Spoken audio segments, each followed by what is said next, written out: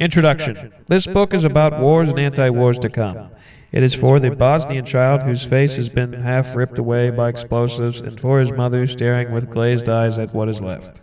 It is for all the innocents of tomorrow who will both kill and die for reasons they do not understand. It is a book about peace, which means it is a book about war and the startling new conditions we are creating as we race together into an alien future. A fresh century now stretches before us, one in which vast numbers of humans can be raised from the edge of hunger, in which the ravages of industrial-era pollution can be reversed and a cleaner technology created to serve humanity, in which a richer diversity of cultures and people can participate in shaping the future, in which the plague of war is stanched. But we appear, instead, to be plunging into a new dark age of tribal hate, planetary desolation, and wars multiplied by wars. How we deal with this threat of explosive violence will, to a considerable extent, determine how our children live, or perhaps, for that matter, die. Yet many of our intellectual weapons for peacemaking are hopelessly out of date, as are many armies. The difference is that the armies all over the world are racing to meet the realities of the 21st century. Peacemaking, by contrast, plods along, trying to apply methods more appropriate to a distant past. The thesis of this book is clear, but as yet little is understood. The way we make war reflects the way we make wealth, and the way we make anti-war must reflect the way we make war. No subject is as easily ignored by those of us lucky enough to be living in peace. After all, we each have our private wars for survival, making a living, caring for our families, battling an illness. Enough, it would seem, to worry about these immediately realities. Yet how we fight our personal peacetime wars, how we live our daily lives, is deeply influenced by real and even by unimagined wars of the present, past, or future.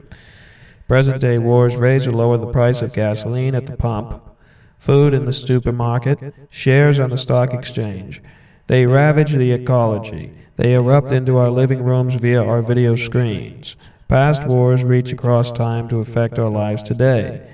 The torrents of blood spilled centuries ago over issues now forgotten, the bodies charred, impaled, broken, or blown into nothingness, the children reduced to swollen bellies and stick limbs, all shaped the world we inhabit today.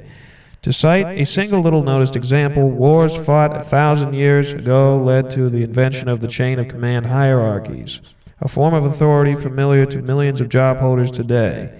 Even wars of the future, whether planned or merely imagined, can steal our tax dollars today.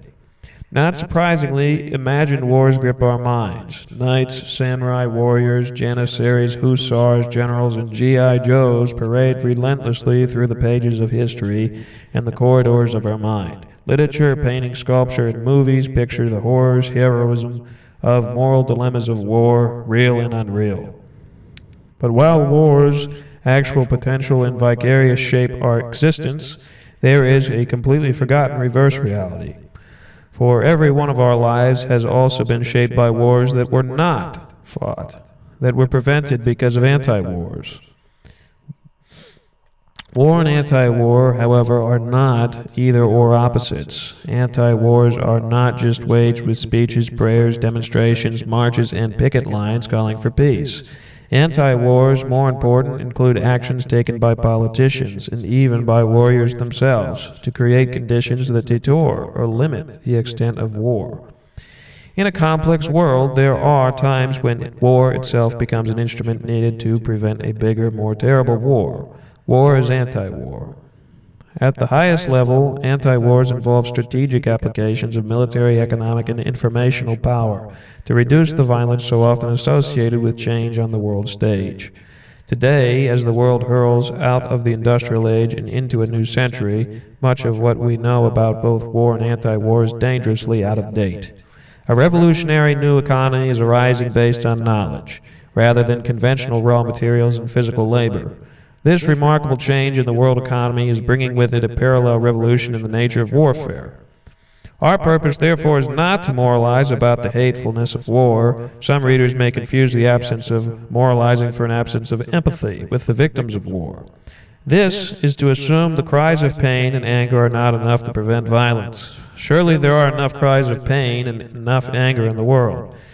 If there were sufficient to produce peace, our problems would be over. What is missing is not more emotive expression, but a fresh understanding of the relations between war and a fast-changing society. This new insight, we believe, could provide a better base of action by the world community.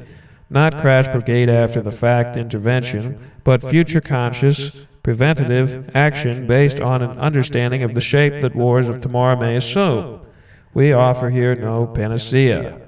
What we offer instead is a new way of thinking about war, and that we believe may be a modest contribution to peace. For a revolution in warfare requires a revolution in peacefare as well. Anti-wars must match the wars they were intended to prevent. Unexpected Encounter. Chapter 1.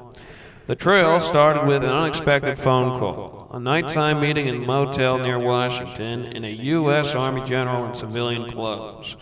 We had not met him before and didn't know why he wanted to see us. We had no intention of writing these pages. At 7:30 p.m. on April 12, 1982, a short, slight, black-browed man strode out of the elevator of the Quality Inn near the Pentagon and joined us. Don Morelli introduced himself. Born of an immigrant Italian family in Pennsylvania, he was a West Pointer who had led combat troops in Mekong Delta and Vietnam. But as we were soon to discover, the most important battle in his life was yet to come. It is often charged that the military brass spend their time preparing to fight the last war over again. From Don Morelli that night we learned the same charge had been launched at the intellectuals, politicians, protesters who claimed to speak for peace. The fact is, much of what is now publicly said or written about war and peace is obsolete. It was conceived in World War categories and, worst yet, frozen in the mindset of the smokestack era. Don Morelli began his conversation with the news that a group of American generals were busy reading our 1980 book, The Third Wave. That book argued that the agricultural revolution of 10,000 years ago launched the first wave of transformatory change in human history. That the industrial revolution of 300 years also triggered a second wave of change, and that we today are feeling the impact of a third wave of change. Each wave of change brought with it a new kind of civilization. Today, our book suggested we are in the process of inventing a revolutionary third wave civilization with its own economy, its own family farms, media, and politics. That work, however, said almost nothing about war. Why, then, we wanted to know, were our generals under instruction to study it? Brute force to brain force.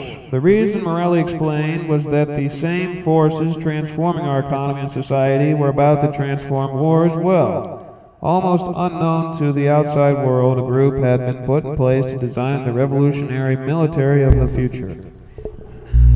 He told us that this team, led by his boss, a Kansas-born general named Don A. Starry, had set out to reconceptualize war in third-wave terms, to train soldiers to use their minds and fight in a new way, and to define the weapons they would need. Morelli's job was doctrine. His task was to formulate, in effect, a military doctrine for a third-wave world. We spoke for hours. We spoke about everything from video games to corporate decentralization, from the frontiers of technology to the philosophy of time. All these and more, he said, were involved in the reconceptualization of war. After dinner, Morelli took us upstairs to his room, where he had 2 slide projectors set up. It was the same briefing he had previously given to George Bush, then Vice President of the United States. The hours sped by as we looked at slides and fired questions at him. This was, it pays to recall, almost 10 years before the term smart bomb became part of the world's vocabulary. The U.S. military was still demoralized by its defeat in Vietnam. But Morelli's mind was on the future, not the past, and what we saw in that room was an amazing preview of what the entire world watched breathlessly on CNN a decade later during the Gulf War. In fact, what we saw pointed in directions not understood even by the world's public today. a transformation of military power that can only be understood as we uncover, in the chapters that lie ahead, the remarkable parallels between the emerging economy of the future and the fast-changing nature of war itself, each accelerating change in the other. Put simply, as we transition from brute force to brain force economy, we also necessarily invent what can only be called the brain force war. Don Morelli showered us with striking ideas. The American military's biggest problem? It let technology drive strategy rather than letting strategy determine technology. The most important change in war since Vietnam. Precision-guided weapons. The biggest problem for democracies in relation to the military? Democratic armies cannot win wars without popular support, a consensus behind them. But crises could now rise faster than consensus could form. Can nuclear war be avoided?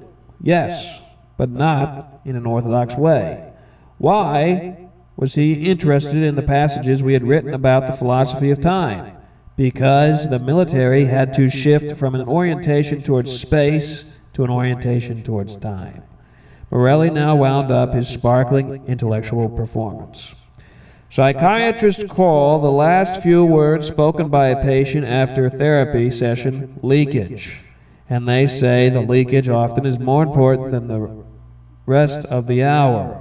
As we stood in the doorway trying to make sense of what we had heard, Morelli dropped his own personal bombshell. "I'm 49 years old," Morelli now confided, "and I'm dying of cancer." He paused.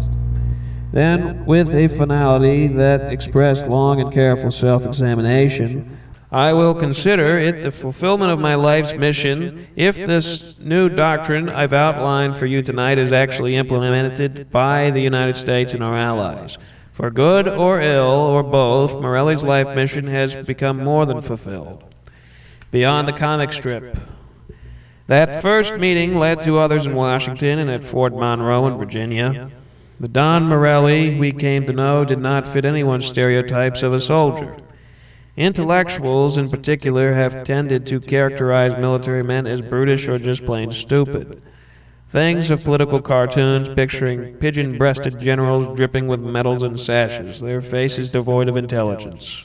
Think of Gilbert and Sullivan's satirical song, "I am the very model of the modern Major General," or the First Lord of the Admiralty in HMS Pinafore, who claimed, "I thought so little they rewarded me by making me the ruler of the Queen's Navy."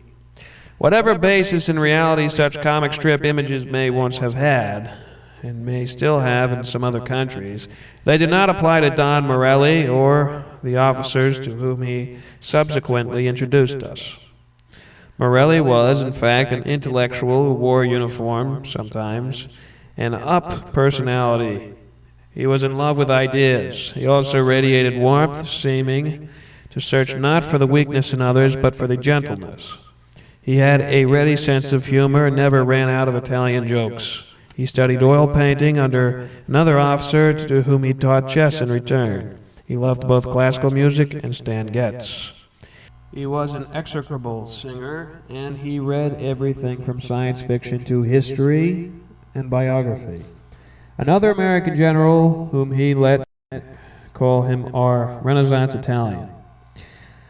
Don Morelli was a serious man in the most serious business of all, and he knew it. But he was fun to be with. He was a dying man, but he was alive. The last time we saw him was poignant. He had invited us to Fort Monroe to meet his replacement. The reason was all too clear. That day in February 1984, after a lunch fixed by Patty, his wife, and shared with several officers in battle fatigues, Morelli accompanied us to a waiting car. We were alone for a moment. The doctors give me only 2 to 6 more months to live, and the Army is getting ready to retire me. I treasure our acquaintanceship, he said, and regret it won't have a chance to develop further. We told him that we, too, valued our times with him, and that he opened the door of the motor pool car and waved a final farewell as the sergeant drove away. Those encounters, first with Don Morelli and later with Don Starry and others, ultimately led us to the fresh understanding of the role played in human affairs by the most drastic, tragic, and consequential of social processes, war. If war was ever too important to be left to the generals, it is now too important to be left to the ignorant, whether they wear uniforms or not. The same applies even more strongly to anti-war. That's the name of the book.